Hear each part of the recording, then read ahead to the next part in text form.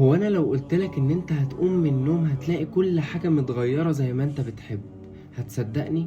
طب لو قلتلك ان في لحظة في نص النهار هتحصل النهاردة هتغير حاجات كتير قوي في حياتك، هتصدقني؟ هو ده بالظبط معنى الآية اللي بتقول وما أمرنا إلا واحدة كلمح بالبصر. يعني ربنا سبحانه وتعالى لو أراد شيء في لحظة بيتحقق، في ثانية بيتحقق. يعني هتقوم من النوم وانت مهموم ومتضايق مستني أي حاجة تفرحك، هتلاقي مكالمة شغل من الشركة اللي انت مقدم فيها من زمان قوي، انت أصلا نسيت ان انت مقدم في الشركة ديت وبيقولوا لك تعالى استلم وظيفتك.